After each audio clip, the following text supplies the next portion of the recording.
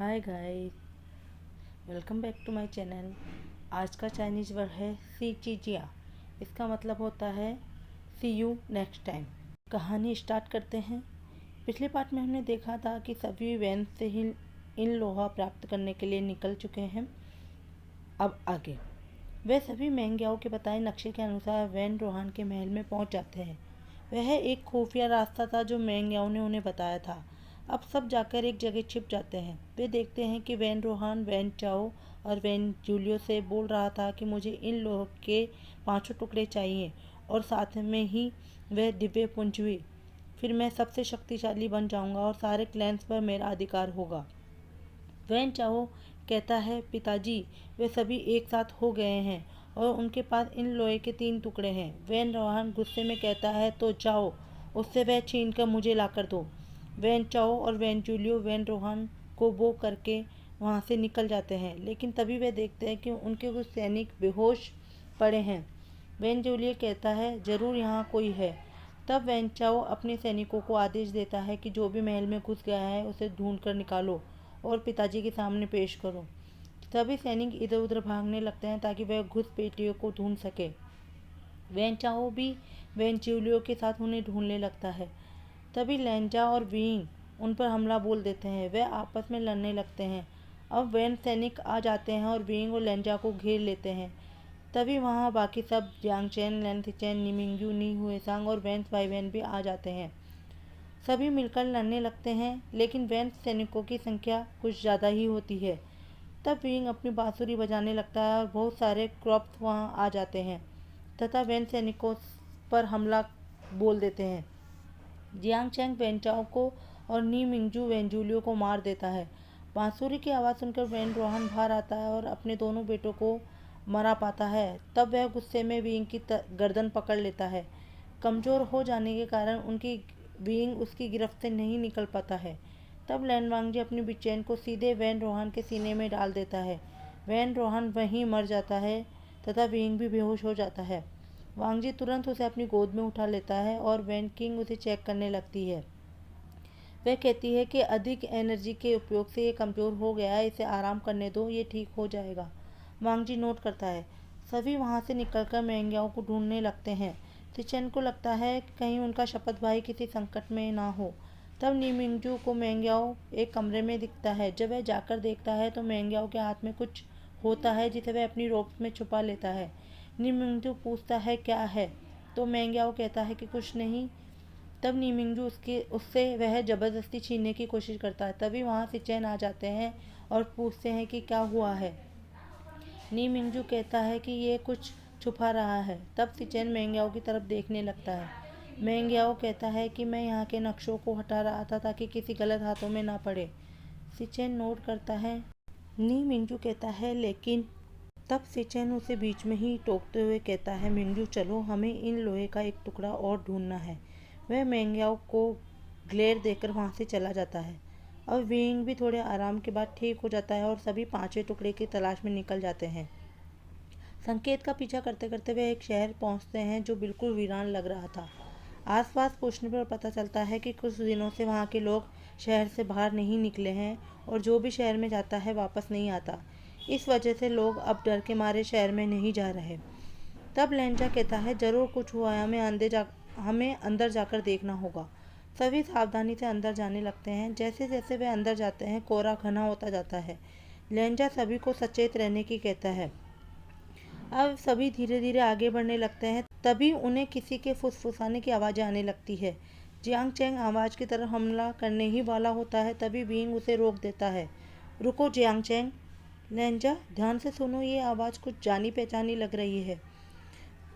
जानने के लिए विंग एक तालिस्मान से रोशनी करता है। तब उसे सामने लैन सुजी और जिंगई के साथ कुछ लैन जूनियर डिसिपल्स दिखाई देते हैं। उन्हें वहां देखकर सभी चौंक जाते हैं। तब लेंजा पूछता है, युआन, जिंगई, तुम सब यहाँ क्या कर रहे हो? तो युआन कहता है कि हम पास में ही नाइट हंट के लिए आए थे। तब किसी ने हमें ताबूतों के शहर के बारे में बताया। जिज्ञासावश हम यहाँ चले आए, लेकिन जब से हम यहाँ आए हैं यहाँ कोहरा घना होता जा रहा है और हमें वापस जाने का रास्ता ही नहीं मिल रहा। ये सुनकर विंग थोड़ी देर सोच में डूब जाता है, फिर कहता है किसी ने जानबूझकर इन्हें यहाँ भेजा है ताकि ये यहाँ आ जाए और फंस जाए और हमारा ध्यान इन पर चला जाए और किसी को इन लोहा ढूंढने का मौका मिल जाए। लेकिन कौन हो सकता है? वेंस को तो हम ख़त्म कर चुके हैं, फिर ये कौन है जो इन लोहे के बारे में जानता है और हमें यहाँ फंसा कर मारना चाहता है? वे ये सब सोच ही रहे होते हैं, तभी उन्हें पास से किसी के गुजरने का एहसास होता है। वे सभी अपनी अपनी तलवारें निकाल लेते हैं। तब कुछ नकाबपोश उन पर हमला करने लगते हैं। उनमें से एक नकाबपोश उन पर एक पाउडर फेंक देता है। लेंजा तुरंत अपना मुंह ढक लेता है तथा विंग तालिस्मान से धुएं का असर अपने ऊपर नहीं होने देता। थोड़ी देर बाद जब वह पाउडर के धुएं से निकलते हैं तो देखते हैं कि सारे नकाबपोश गायब हो गए हैं। तभी जियांगचेंग खांसने लगता है। विंग उसे देखता है और कहता है, जियांगचेंग, तुम पर तो जहर का असर हुआ है, कहीं ये पाउडर जहरीला तो नहीं था? तब सभी एक दूसरे को देखने लगते हैं। विंग कहता है, हमें तुरंत कहीं छिपना होगा तथा इस जहर का इलाज करना होगा। तब वह एक घर का दरवाज़ा खटखटाते हैं। तब एक आदमी जिसकी आंखों की पुतलियाँ पूरी सफ़ेद थी और उसकी गर्दन पर काली लकीरें बनी हुई थी दरवाज़ा खोलता है। विंग उसे देखकर कहता है, हमें थोड़ी देर के लिए यहाँ विश्राम करना है, मेरे भाई की तबीयत खराब है। तब वह आदमी बिना कुछ बोले अंदर चला जाता है। बाकी सब भी घर के अंदर चले जाते हैं। बैंकिंग जियांगचेंग का इलाज करने लगती है और जिन पर जहर का असर हल्का सा हुआ था उन्हें मेडिसिन दे देती है। अचानक विंग को बाहर एक आकृति दिखाई देती है। वह खिड़की के पास आकर उसे ध्यान से देखने लगता है। उसे देखकर वह चौंक जाता है क्योंकि वह कोई और नहीं सोंगलेन होता है। वह तुरंत उसके पास जाता है और पूछता है कि सोंगलेन, तुम्हें क्या हुआ है और चाचा जी यानी शाओ शिंगचैन कहाँ है? लेकिन सोंगलेन उन्हें कोई जवाब नहीं देता।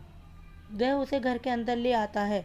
लैन सिचन कहता है, यहाँ के लोगों और सोंगलेंग पर इन लोहे का प्रभाव है। जरूर हमसे पहले किसी ने 5वां टुकड़ा प्राप्त कर लिया है और उसका इस्तेमाल इन पर किया है। तब लेंजा कहता है, लेकिन वह कौन हो सकता है? विंग कहता है, पहले हमें शाओ चिंगचैन को ढूंढना होगा।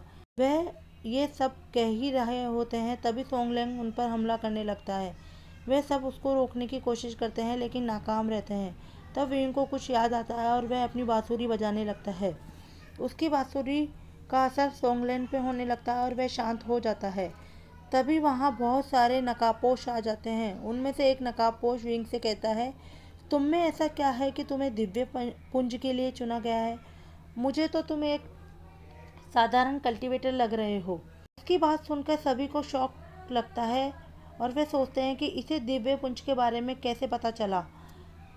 फिर लेंजा को गुस्सा आता है और वह कुछ कहने ही वाला होता है लेकिन विंग उसे रोक देता है तथा मुस्कान के साथ बोलता है, हाँ तुमने सही कहा, लेकिन तुम तो एक मामूली इंसान लग रहे हो। तुम में तो इतनी भी हिम्मत नहीं है कि अपना चेहरा दिखा सको। तब वह नकाबपोश जोर से हंसने लगता है। उसकी हंसी हवा में गूंजने लगती है और वह अपना नकाब उतारता है। उसे देखकर नी मिंगजू हैरान होकर कहता है, शुयेंग, तुम जिंदा हो?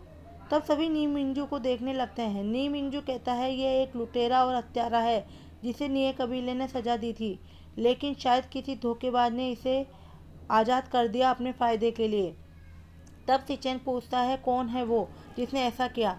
तब नी मिंगजू गुस्से में कहता है, वह जिस पर तुम्हें बहुत ज़्यादा विश्वास है। सिचेन अचंभित होकर कहता है, मेंग्याओ? शुयेंग जोर जोर से हंसते हुए कहता है, तुम लोग कितने बेवकूफ़ हो। तभी विंग गुस्से में कहता है, शुयेंग, शाओ चिंगचैन कहाँ है और तुमने सोंगलेन के साथ क्या किया है?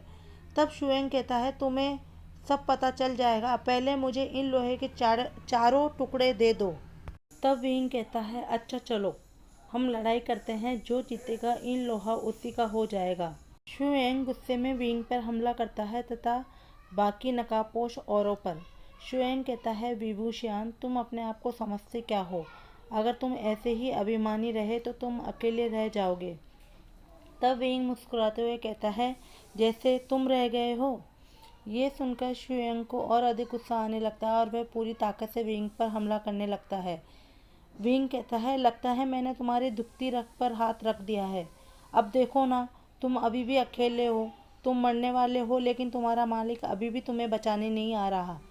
शुयेंग चिढ़ते हुए लगातार विंग पर वार करता रहता है, लेकिन विंग अपना डिफेंस अच्छे से कर रहा था, जिससे शुयेंग और ज़्यादा चिढ़ जाता है और कहता है, तुम भी अनाथ थे और मैं भी, लेकिन तुम्हें फिर से परिवार मिल गया और मुझे लोगों खिलाते। तुम इतने अच्छे बनने का नाटक क्यों करते हो? विंग कहता है, अगर मुझे परिवार ना भी मिला होता तो भी मैं तुम्हारे जैसा तो नहीं होता। शुएंग ये सुनकर और भड़क जाता है। धीरे धीरे लड़ाई बढ़ती जाती है और अंत में शुएंग घायल हो जाता है। तब वह कहता है कि मैं मर भी गया तो भी तुम्हें कुछ नहीं मिलने वाला। तभी उसके सीने से एक तलवार आर पार हो जाती है। जब वह पीछे मुड़कर देखता है तो सोंगलेंग वहाँ खड़ा होता है, जो अब नॉर्मल हो चुका था। दरअसल विंग ने सचेन से कहा था कि इस पे इन लोहे का प्रभाव है जिसे इन लोहा ही मिटा सकता है, तो हम इनसे निपटते हैं और आप सोंगलेंग को ठीक कीजिए। तब सिचेन इन लोहे से बुरी शक्तियों को सोंगलेंग के शरीर से निकाल देता है और उसे अपनी स्पिरिचुअल एनर्जी देता है, जिससे उसे होश आ जाता है। सोंगलेन कहता है, तुमने मेरे दोस्त के साथ क्या किया है बताओ। शुएंग मरते मरते भी हंसता रहता है और कुछ नहीं बताता। सोंगलेन अभी भी कमज़ोर होता है तो वह तलवार के सहारे ज़मीन पर बैठ जाता है और रोने लगता है। विंग उसके पास जाकर कहता है, हम चाचा जी को ढूंढ लेंगे। अब सारे नकाबपोश भी मर जाते हैं। तब वह शुएंग की तलाशी लेते हैं, लेकिन इन लोहा उसके पास नहीं होता। तब वह इन लोहे के बाकी टुकड़ों से उसका संकेत पाने की कोशिश करते हैं, तो उन्हें एक ताबूत से उसका संकेत प्राप्त हो रहा होता है। वे सभी उस ताबूत के पास जाते हैं तथा उसे खोलने की कोशिश करते हैं। उसमें जब वह उसे खोल लेते हैं तो उसमें शाओ चिंगचैन होता है। वैन किंग उन्हें चेक करती है तो कहती है, इन्हें जल्दी ही उपचार देना होगा। तब वांगजी लैनी से कनेक्ट होता है तथा सारी बात उन्हें बताता है। लैनी उन्हें कहती है, सोंगलेन और शाओ चिंगचैन को यहाँ भेज दो, उन्हें तुरंत उपचार की ज़रूरत है। तब विंग सारे जूनियर्स न्यीहुएसांग और वैन स्वाइबेन को सोंगलेन व शाओ चिंगचैन के साथ वापस भेज देता है। उनके जाने के बाद नी मिंगजू कहता है, हमें मेंग्याओ को ढूंढना होगा, अवश्य 5वां टुकड़ा उसके पास ही होगा। तब वे मेंग्याओ को ढूंढते हुए पिंक सिटी पहुँच जाते हैं। सॉरी दोस्तों, थोड़ी बहुत स्टोरी अनटेम्प्ट की तरह ही रहेगी तो आप समझ ही जाएंगे। अब वहाँ पर मेंग्याओ विंग को कब्जे में लेकर सबकी स्पिरिचुअल एनर्जी लॉक करवा देता है। सिचेन उससे पूछते हैं कि तुमने ऐसा क्यों किया, तो वह अपनी माँ की कहानी उन्हें बताता है और कहता है कि मुझे शक्तिशाली बनना है ताकि मैं उन सबको सजा दे सकूं और अपनी माँ का बदला ले सकूं। लोहा वह उन्हें दे देता है क्योंकि लेन सिचेन की स्पिरिचुअल एनर्जी अनलॉक हो जाती है और थोड़ी देर बाद बाकी सबकी भी। धीरे धीरे मंदिर ढहने लगता है और बाकी सब तो निकल जाते हैं, लेकिन मेंग्याओ मारा जाता है। सिचेन को दुख होता है, लेकिन जियांगचेंग उसे संभाल लेता है। अब सभी 5 टुकड़े लेकर बाओ शेरन और लैनी के पास पहुंचते हैं। 5 टुकड़ों को जोड़कर इन लोहे का चक्र बनता है और अब वह उस स्थान पर विंग और लेंजा को लेकर जाती है जहाँ दिव्य पुंज होता है। वह एक तरफ इन लोहा और एक तरफ दिव्य पुंज को रखती है तथा बीच में विंग को बैठा देते हैं। अब लैनी दिव्य पुंज में पावर देती है तथा बाओ शेरन इन लोहे को जागृत करने लगती है। दिव्य पुंज अपनी नकारात्मक ऊर्जा दुगनी करके विंग के शरीर में ट्रांसफर करने लगता है और इन लोहा उसकी नकारात्मक ऊर्जा को सोखने लगता है। तभी विंग की पूरी बॉडी लाल हो जाती है। तब लैनी लेंजा से कहती है कि तुम इसे लगातार अपनी स्पिरिचुअल एनर्जी देते रहो। धीरे धीरे करते करते दिव्य पुंज अपनी सारी नकारात्मक ऊर्जा विंग में ट्रांसफ़र कर देता है और बाओ शेरन इन लोहे की मदद से वो सारी नकारात्मक ऊर्जा विंग के शरीर से निकाल देती है। अब दिव्य पुंज सफ़ेद रोशनी से जगमगाने लगता है। तब बाओ शेरन विंग से उसे अपने ब्लड का सेक्रीफाइस करने के लिए बोलती है। विंग खड़ा होकर अपने हाथ को काट लेता है और खून की बूंदें दिव्य पुंज पर डालने लगता है। थोड़ी देर बाद ये प्रक्रिया होने पर दिव्य पुंज शांत हो जाता है और उसकी रोशनी गायब हो जाती है। इधर बाओ शेरन और लैनी मिलकर इन लोहे को शांत करती है। अब लेंजा विंग को लेकर वापस उस झोपड़ी में आ जाता है जहाँ बाओ शेरन और लैनी रहती थी तथा बाओ शेरन और लैनी उन दोनों को पाताल की गहराई में छिपाने के लिए चली जाती है ताकि अब दोबारा उन पर किसी बुरी शक्ति का प्रभाव ना हो और लोग उनके दुरुपयोग के लिए उन्हें पाने की लालसा ना रखें। लेंजा और विंग को वहाँ सही सलामत देखकर यान खुश हो जाता है और उनके गले लगकर रोने लगता है। अब सब आराम करने लगते हैं तथा बाओ शेरन और लैनी का इंतजार करते हैं ताकि उनके आने पर वह उनसे विदा ले सके।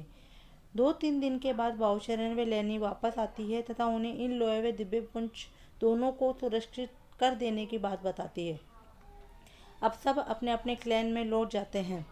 विंग और जियांग को देखकर यानली खुश हो जाती है तथा उनकी पसंद का सूप बनाती है।